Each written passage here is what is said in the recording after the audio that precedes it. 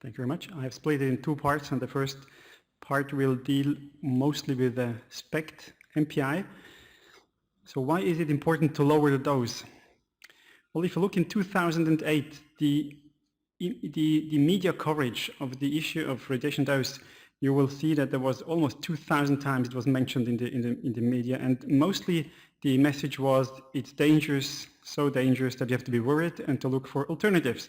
That's the message from the media if you use radiation, so that's important. Now, if you look at the reality, the worldwide nuclear medicine volume, you can see that in SPECT worldwide, most of the radiation dose which is applied to patient goes for cardiology, and in PET it is mostly oncology. If you look in the US, you see that the nuclear cardiology part is even larger compared to the rest of the world, but it's mainly cardiac now in SPECT and it's oncology in PET. So we have to take care of this, and the question is how can we reduce it? This is just an overview of different points that I would like to touch upon. We can change tracers, and of course, if you do this, we have to think not only at SPECT, but of course also at PET. So this is one of the papers that Andrew Einstein has published on an overview on the radiation dose from different techniques. Invasive core angiography in the range of 7. If I look in daily routine, it's mostly over 10. But if you measure it in the papers, then it is sometimes somewhere there. Prospective triggering for the CT has brought down radiation. I'll talk about this in the second part. Now, if you talk about SPECT myocardial perfusion scanning, dual isotope is really rather high. Thallium is the problem here, and we have to go down to 1 day or 2 day protocol of stress only, or if possible, we change to PET, and there we have certainly lower radiation doses. So there is a possibility with the tracers, but then we also have to eventually change to other techniques. The other issue is that we can deliver lower doses and image longer. Now that is a little bit of a problem in elder patients who have back pain and start moving after a certain time. But what is the status quo? And I took here the guidelines of the European Association of Nuclear Medicine, telling us, for example, that in the 2 day protocol, most of the countries, and there is a heterogeneity because every country has its own laws, 750 to 1,000 megabecquerel, and in the 1 day protocol, we have to start with 350 plus, and then we repeat with a 3-fold increase in dose, and this gives you a range of 8 to 12 millisievert. That's the situation currently in Europe. And then if we look at the scan time currently, then we are between 13 and 23 minutes according to different detector techniques. That's about the range where we are. We can give less and scan even longer, but that is certainly not the main solution. We can use new reconstruction software, and I think that is certainly something which is rather helpful. We can shorten the scan time with new software. Iterative reconstruction is the keyword here, and there is from different vendors, and I put here the biggest ones. From Philips it's called Astonish, from Siemens it's called Flash, and from GE this development is called Evolution. There is new software which has shortened the acquisition time. And these are new iterative reconstruction algorithms which are mostly very much specific to the geometry of the intrinsic system and collimator geometry, and it's called collimator detector response, certainly specific to models and different vendors. And there is resolution recovery, and it has been primarily validated for bone scans and then thereafter also for cardiac scans, and then in general purpose gamma cameras. They are using the comparison then, I mean the classic one was FPP, filtered back projection, which originally has been borrowed from the CT reconstruction and had been utilized more than 25 years, and it certainly is a standard, but iterative reconstruction is now getting more and more into daily routine. We are exclusively using this for cardiac. Resolution recovery requires much less data input, and that's exactly what we want. We give less dose, and so we have much less data input. We can hopefully do it with half of the projections, half of the time, therefore, and at the end half of the dose. There is, however, ongoing research because these algorithms can be improved. We have validated one of those, which is the Evolution for cardiac. We took a dedicated cardiac camera, this one here, which you see here, a Venturi gamma camera, and we have validated a 1 day stress protocol on this camera.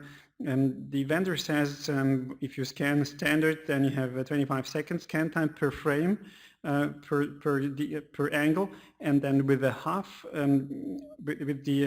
with the half time acquisition, you would expect to be double the speed because it's half of them, but it's only half per angle. But the rotation time of the detector is okay, of course, the same. So at the end, you end up not having just half of the time, but just a little bit less. Still, it is shorter. We have validated this in a series of patients and found this is just one example that we find in general identical clinical information. Here it's a mild reversible defect, so it works well. If you look at the correlation and the blend Altman limits of agreement for the segmental uptake, you really find that it is within the rescan repeatability of nuclear scans. Even the ejection fraction, even though we use 16 bins, we have a very good correlation and acceptable limits of agreement. That's one aspect, reconstruction with the software, but we can also use faster cameras. And I think there we are getting into a new field, which is quite interesting. So the old classic gamma camera is a sodium iodine detector, which is rather a big thing here with a photomultiplier behind here. Now the new detectors, semiconductor detectors, they're tiny bits, and because they're so tiny, you can put them put them around the body because they're much smaller, and so you can cover half of the chest easily. And so these detectors now, in some of the models, acquire all the pictures, all the angles at the same time. So instead of having detectors which move and then stop and shoot for about 20 minutes, you just acquire all the angles at the same time. And that is certainly a big advantage. You have no detector motion, it's focused on the heart, and it's a compact design, making it also smaller. I show you just one of those here.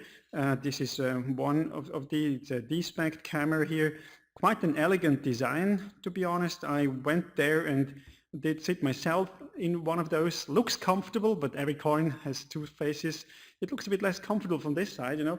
But however, it's a nice camera, not so uncomfortable, and certainly no claustrophobia can happen here. So this is certainly an aspect, and you find a place in all cardiologist offices. And in fact, since in the US cardiologists were allowed to start nuclear cardiology, there was an explosion of scans because they can now bill it, and that's one aspect of medicine.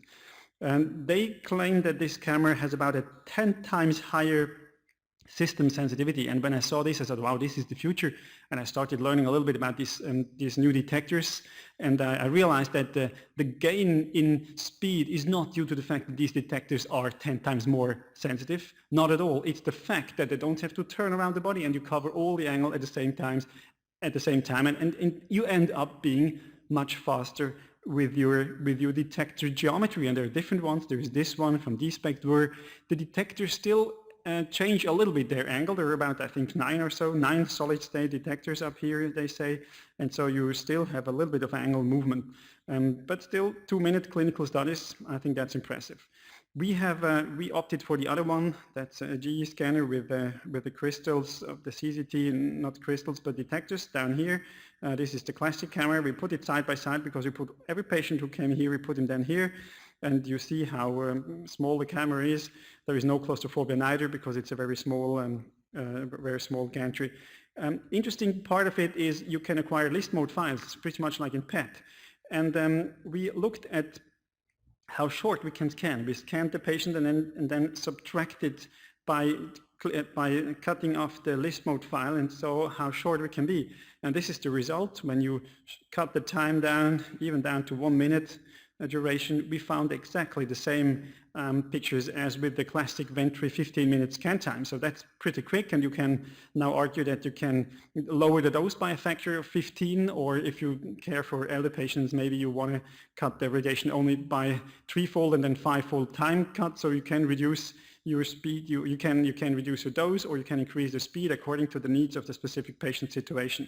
We were looking, because we were the first one using it and apparently looking systematically at it, we were looking how fast you really can scan to be systematically consistent, and we looked at the acquisition time with high and low dose, and we figured out that the clinical agreement and the correlation of tracer does not improve any further after 2 minutes with the high dose and after 3 minutes with the low dose of the one-day protocol. So we figured that a couple of minutes really is enough to scan with these patients, and we have published the protocols here.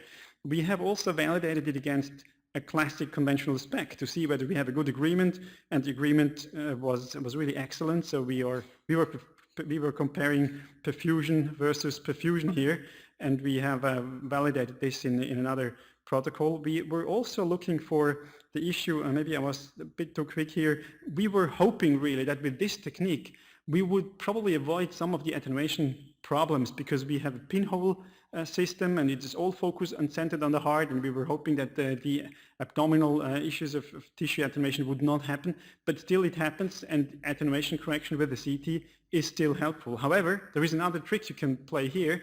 You can tell the patient to breathe in, hold the breath, and then you scan for 10 seconds, and then you stop and start again, and if you do this 12 times you have 2 minutes.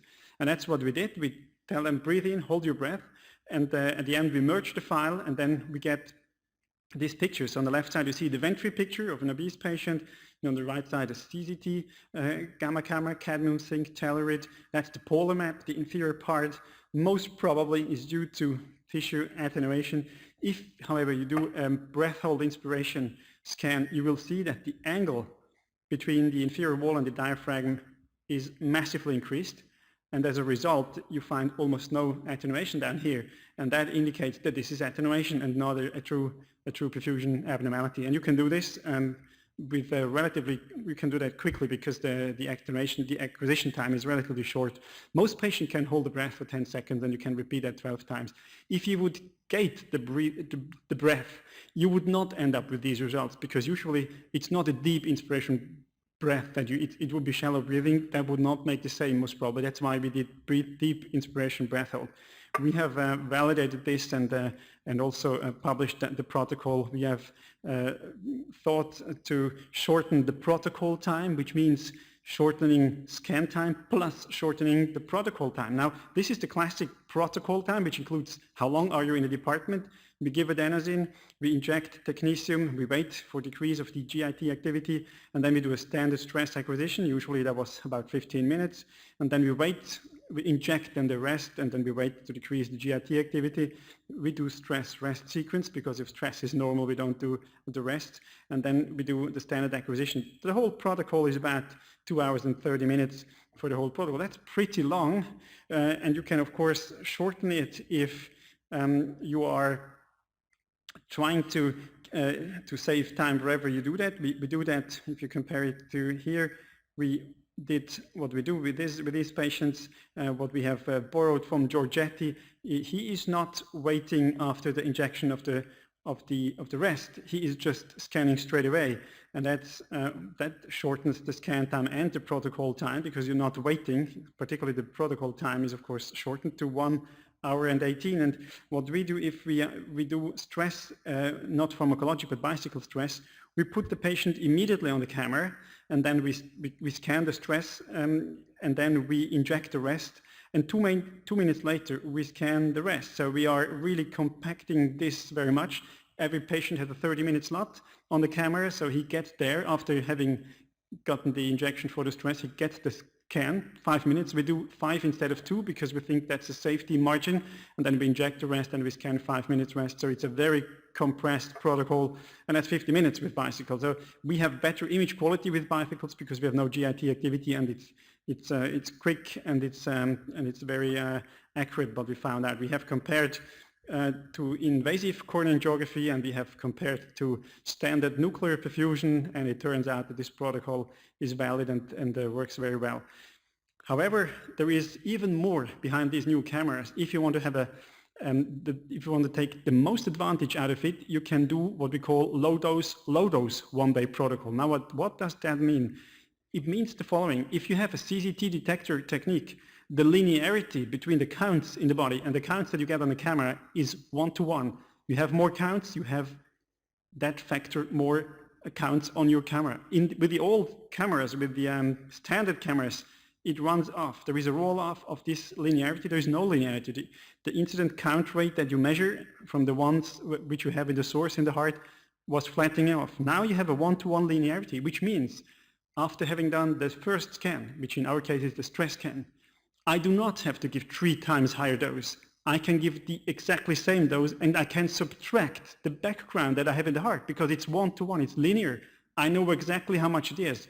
And that's what we did in this study. We injected the patients after stressing them and doing some attenuation correction CT. We did an acquisition of the stress. And then 2 minutes later, we injected the low dose, 320, like for the stress, 320, and we scanned them. And then to assure in this validation phase that the patient gets a standard scan, we added the rest of the dose to have 3-fold increase compared to stress, so that we have now 2 rest scans, one with the low dose and one with the standard dose, which is 3 times higher in total than at stress at the first part.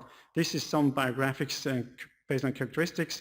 Here what you can see is with subtraction, we have in the majority of patients 0 difference of the sum stress score and between of the sum stress score, and we have almost all within -1 and -2 +2, which is very much within the retest accuracy of this scan. Without subtraction, we have a very broad values. If you look at the pictures, this is one of the examples. Rest with low dose, rest with standard dose, which is done 2 minutes after the stress injection. We just subtract what we found before, and we have a perfect reversibility, partial reversibility. In fact, if we measure the extent of the defect at stress, and then we measure the extent of the defect at rest and the reversibility, that's the main concern, that you miss the reversibility if you give a low dose. The reversibility was almost exactly the same with the low dose than with the standard dose. So with this protocol, we could show that we can quantitatively subtract the first scan and do a low dose 1-day protocol, which saves you 50% of the dose. Of course, you can do stress only. I think that's a very important part also of our daily business. We should have a look at the scan and then decide whether we need to do a rest or we do not need to do that. We can do attenuation correction, and we should compare it with prior studies. If you have a patient who has had a study previously and he had a normal scan or he had a defect already, why not having a look at that old rest scan and then see whether there is any difference? If there is no difference at stress to the rest scan from 5 years ago, there is no way that we need another rest scan. So we really try to minimize the need for a rest scan, which in our case is the second one. That's why the sequence stress, rest is the best sequence. Because we can omit then the rest if not needed. Finally, with this part of my talk, there are nuclear alternatives. And you might be surprised, but a couple of years ago when I started in nuclear medicine, the boss of nuclear medicine in Zurich was also the boss of the nuclear magnetic resonance imaging, because that's also nuclear. We do have nuclear alternatives, and I would like to show you here a hybrid picture done with stress technetium tetraphosphine plus CT angiography, a total of 3.5 millisievert. I would say this is quite a low number of radiation dose already, but you can do this even better. And we did it with 1 millisievert in the same patient, and you can see that we have not missed the perfusion abnormality which was stress-induced. How did we do it? We used nuclear magnetic resonance imaging.